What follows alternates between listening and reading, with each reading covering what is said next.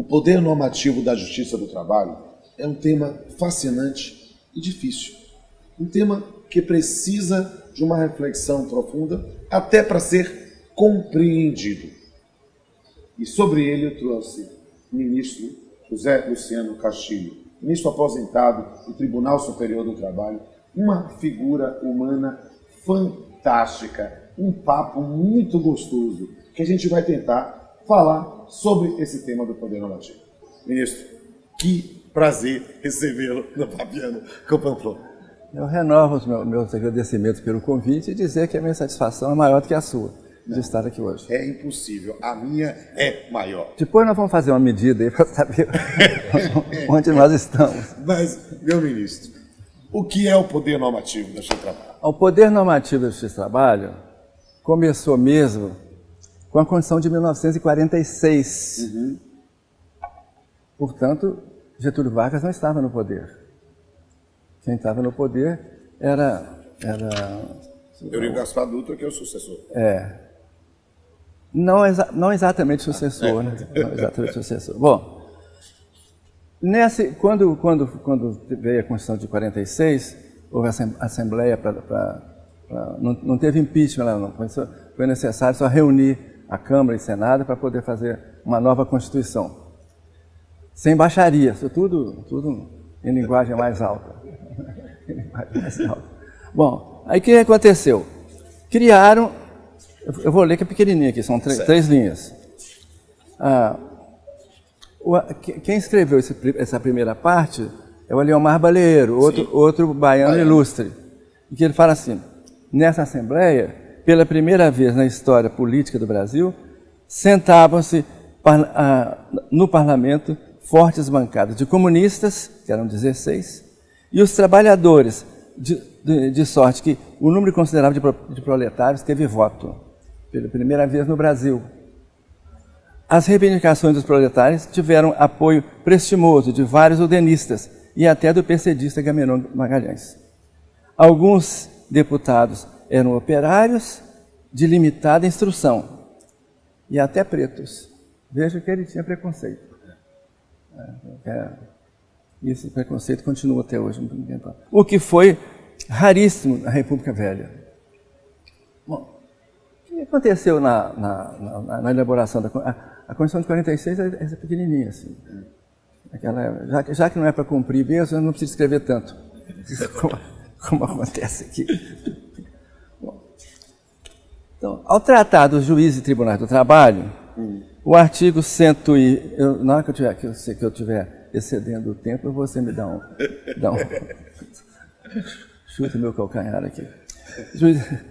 Órgãos de justiça do trabalho são os seguintes: Tribunal Superior do Trabalho, Tribunal de Trabalho, etc. A lei fixará um número de tribunais regionais do trabalho e respectiva sede. A lei instituirá as juntas de conciliação e julgamento, podendo, nas comarcas onde elas não forem instituídas, atribuir suas funções ao juiz de direito. Poderão ser criadas por lei outros órgãos de justiça do trabalho. Depois vem artigo 123. Compete à Justiça do Trabalho conciliar e julgar os dissídios individuais e coletivos entre empregados e empregadores e as demais controvérsias oriundas das relações de trabalho, regidas por legislação especial. A lei especificará os casos em que as decisões do dissídio coletivo poderão estabelecer normas e condições de trabalho. Lei que nunca existiu. Então, é a Constituição de 40. Então, aquela história de que o dissídio coletivo é herança nazi-fascista, que Vargas era nazi-fascista, isso não é verdade. Eu tive a felicidade de ter uma excelente relação de amizade com o ministro Arnaldo Susequinte, e toda vez que se falava isso com ele ficava irritado, porque ele participou de tudo. Ele foi um elaborador da CLT. E dentro dessa ideia do poder normativo, nós temos justamente essa previsão de uma criação de norma genérica e abstrata pelo Poder Judiciário. Pelo Poder Judiciário. Não sei se... embora dependesse de lei. Sim, mas isso passou a ocorrer nos tribunais com a figura do dissídio coletivo. Do dissídio coletivo. Então aproveitou-se essa previsão legal e começou a surgir o dissídio coletivo. No dissídio coletivo, decide-se não a briga de Antônio com João. Decide-se o quê? Decide-se eu eu vou dar um exemplo aqui no dissídio coletivo, que eu julguei alguns lá no TST. Por exemplo, um deles, eu tive dificuldade, foi preciso até de chamar as partes a me explicar o que estava acontecendo. Um dissídio coletivo de navegadores de águas profundas. Na minha cidade, no interior de Minas, a água mais profunda vai até aqui na Canela. Eu vou decidir o que de águas profundas? Aí vieram os dois, sindicato de empregado e me explicaram o que era. Razão pela qual eu até hoje falo que a virtude do juiz é ter humildade. De chamar quem sabe o que ele não sabe. De não achar que ele sabe tudo. Porque não sabe, não é possível saber tudo. Sobretudo numa matéria como essa, nova. Então o dissídio coletivo decide para todos. O sindicato de empregados, a criação dos sindicatos, nesse livro do Orlando Gomes, na tese de doutorado dele, de cátedra dele, ele falou isso, é necessário que o sindicato seja forte, para ele poder requerer, o que é que ele podia pedir? Aumento salarial, pedir isso, pedir aquilo, pedir aquilo outro, mas ele tinha que ser forte, e no Brasil não tinha sindicato forte, não sei se já tem. Essa é uma questão importante, por quê? Porque dentro dessa ideia, dessa atuação da Justiça do Trabalho, criando norma abstrata, nós passamos dos anos 40 para cá, até o século XXI, algumas mudanças muito grandes dentro desse dissídio coletivo. E uma delas foi, mais recentemente, essa questão do comum acordo. Precisa de um comum acordo para ajuizar o dissídio coletivo? Eu sempre falei que não precisava. E uma vez eu estava falando, o ministro Sequim assistindo, quando eu acabei, ele falou assim, está errado, não precisa, porque a Constituição assegura o direito de todos para chegar ao tribunal. Então você não pode estabelecer uma condição que dificulta, condição que será usada pela parte contrária. Mas eu continuei falando que era necessário o acordo, porque o Supremo podia dizer o contrário. E depois que você julgou N vezes, o Supremo muda. E ainda não julgou até hoje, né? Está lá no Supremo, um acordo do Marco Aurélio, dizendo que era necessário... Marco Aurélio sustenta, eu não me lembro o que é que ele sustenta, mas o certo é que suspendeu até que se decida. Sobre esse... E, na sua opinião, o senhor falou da origem, o senhor falou em relação ao comum acordo, mas o senhor acha que há futuro para o poder normativo no Brasil? Hoje em dia eu estou discutindo se tem futuro para a Justiça do Trabalho. Se tem futuro para o Poder Judiciário Trabalhista. Que já teve ameaçado várias vezes. Distinção. Mas eu acho que é talvez uma árvore forte que pode ser muitas vezes golpeada, mas não vai cair. Se eu disser que não vai cair, não tem discussão. Eu tenho que sustentar a controvérsia. É mesmo? E vamos então abrir essa controvérsia com a plateia. Vou passar as perguntas pro pessoal. Olá, ministro. Meu nome é Juliana. Eu gostaria de saber o que o senhor entende por exaurimento das vias negociais coletivas. Você não pode começar um dissídio coletivo se não houve tentativa de conciliação. Não pode. Agora, para que você... É preciso que esgote essas... Então, o esgotamento da tentativa de conciliação. Não conseguiu conciliar.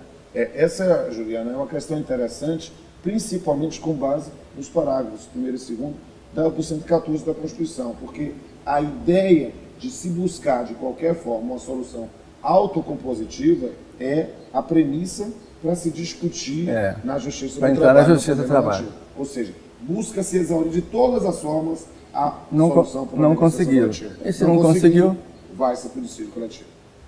Olá, ministro. Meu nome é Vicente. Gostaria de saber o que o senhor acha da previsão legal da CLT acerca da instauração de ofício do dissídio coletivo de greve. Olha, o dissídio coletivo de greve no Brasil, eu fui corregedor-geral da Justiça do Trabalho um período. Eu, quando estava no TRT,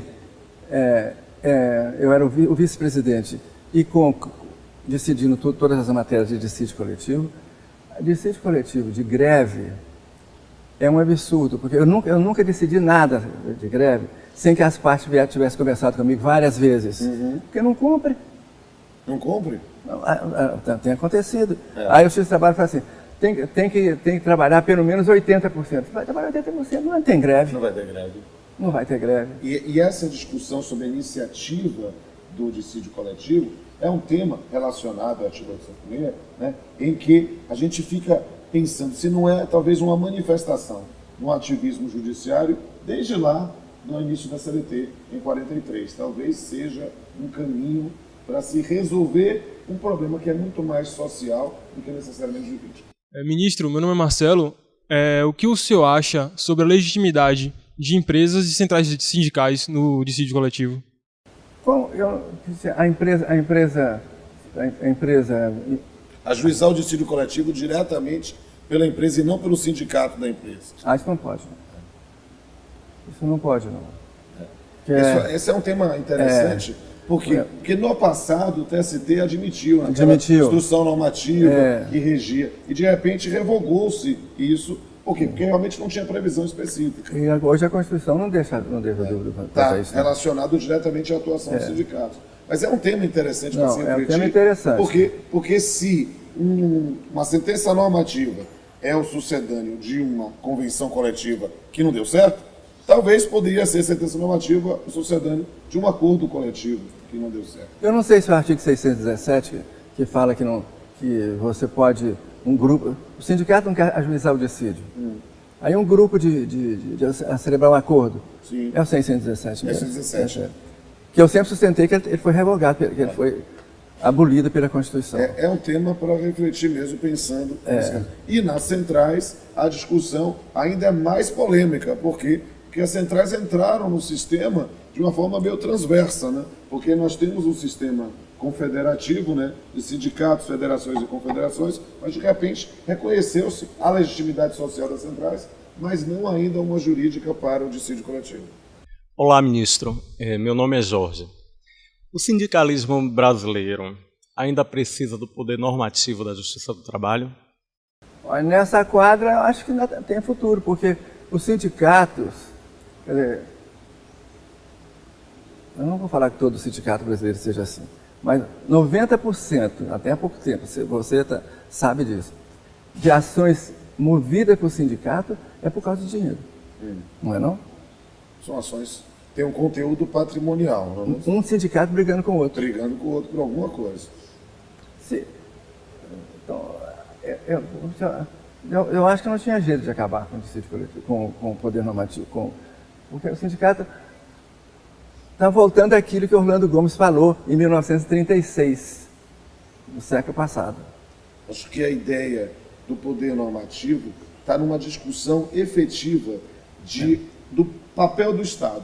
Se é só resolver um problema existente, ou se ele deve criar novas normas para evitar que mais problemas surjam. Só que quando se cria, gera-se sempre uma polêmica que pode gerar ainda mais outras ações. É um tema a se refletir profundamente sobre o futuro das nossas relações de trabalho. E tudo leva a crer que agora com esse impasse, esse ímpasse que está acontecendo, vai acontecer que vão começar a discutir isso tudo que nós estamos falando aqui. Que já se discutiu lá atrás.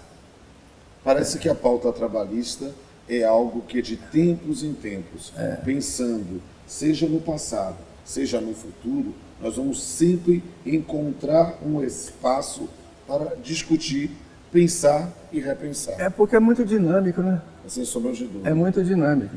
E eu tenho que encerrar, mas eu quero me permitir, recebendo aqui a Bahia, o senhor no alto da sua condição de octogenário.